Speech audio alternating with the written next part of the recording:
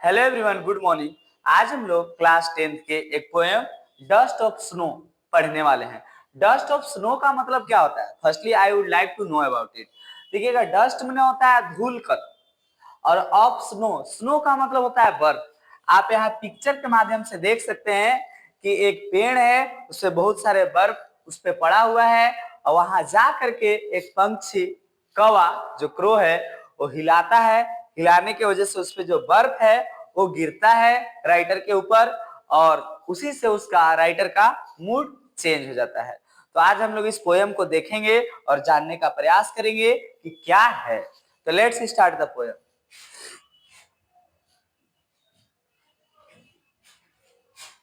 देखिएगा, dust of snow. Dust dust मैंने कहा होता है धूल कण, एक भाग। डस्ट ऑफ स्नो यानी कि बर्फ का एक टुकड़ा, बर्फ का एक टुकड़ा। तो कह रहा है द वे अक्रो सुक down on me the dust of snow.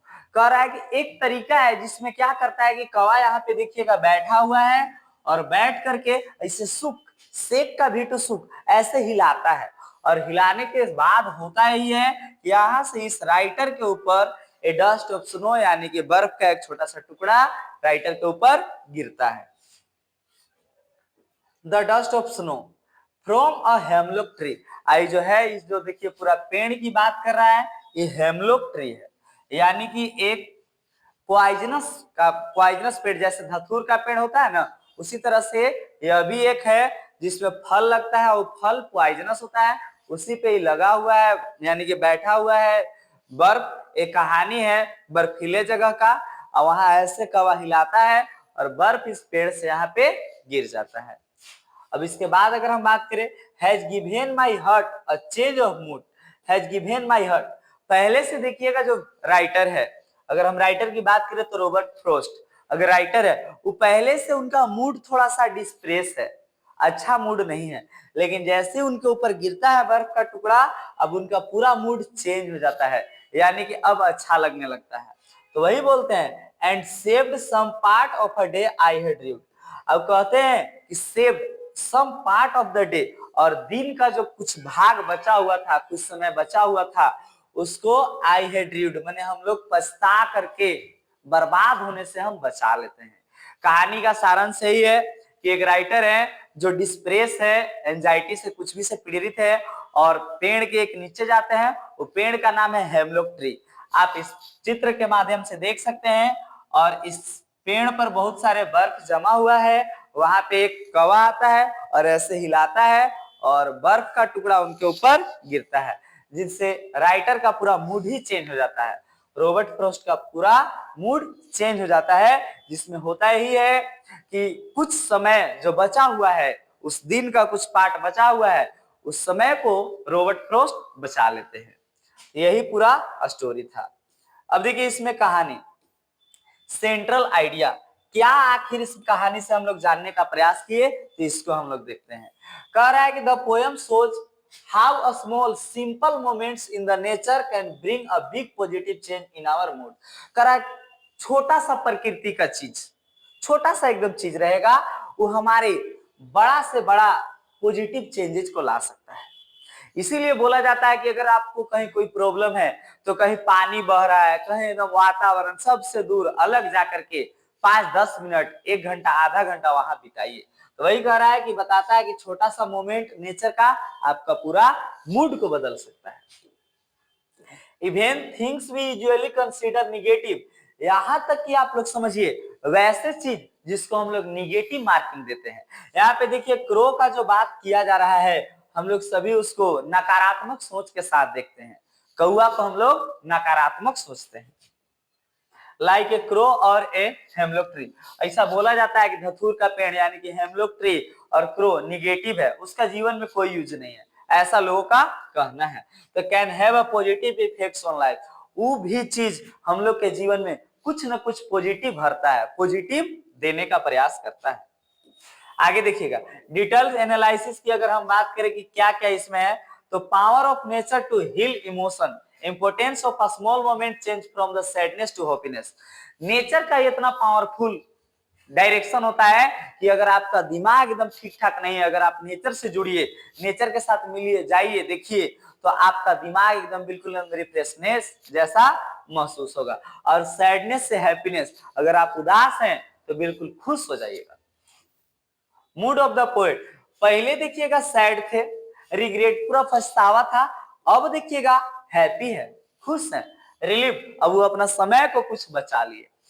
क्या है इसमें, क्रो पे यूजुअली देखा जाता है क्या, अब ये बताया कि बैड लक को, बट यहाँ पे क्या है, पॉजिटिविटी, यानी कि पॉजिटिव थॉट को बताता है, सही चीजों को। हेमलॉक ट्री भी बताया जाता है सैडनेस या डेथ को, लेकिन यहाँ भी हैप्पीनेस यानी कि खुशी के बारे में प्रदर्शित कर रहा है।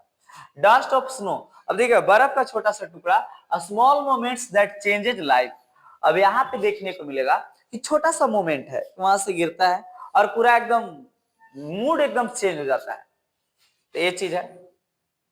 तो इसीलिए देखिएगा इसमें क्या मैसेज दिया हुआ है कि small thing in life can create big changes, nature is a great healer.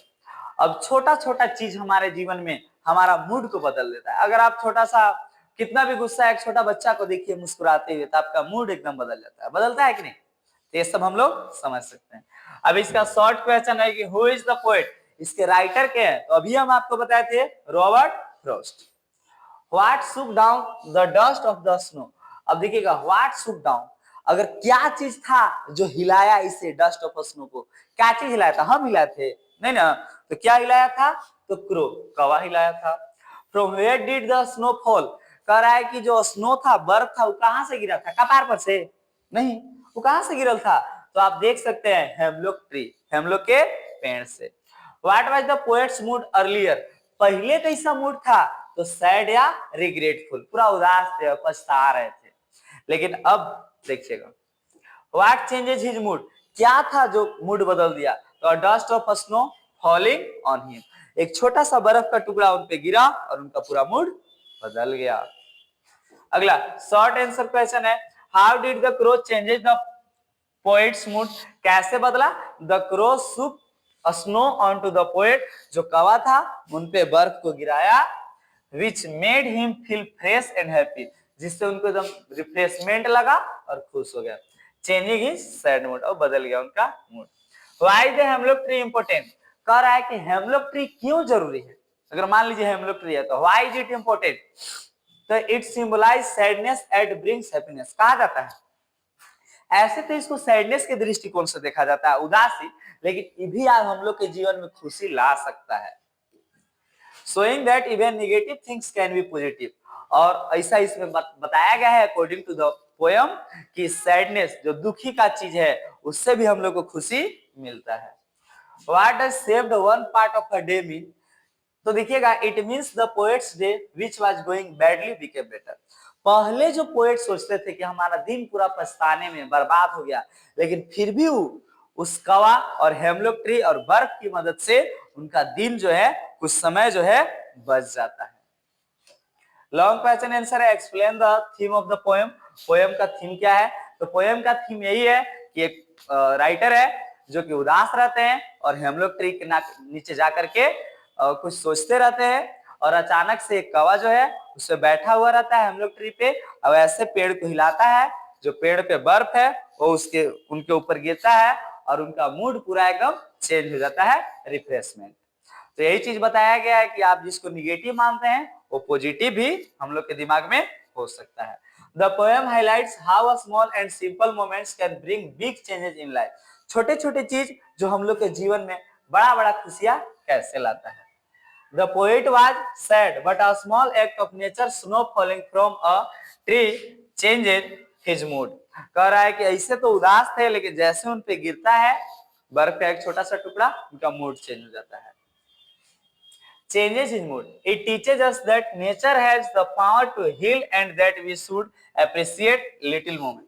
इसीलिए नेचर के पास ऐसा मोमेंट होता है जिससे लगे कि नहीं, अगर आपको रिफ्रेशमेंट नहीं है तो रिफ्रेशमेंट मिलेगा ही मिलेगा, आपको खुशी महसूस होगा।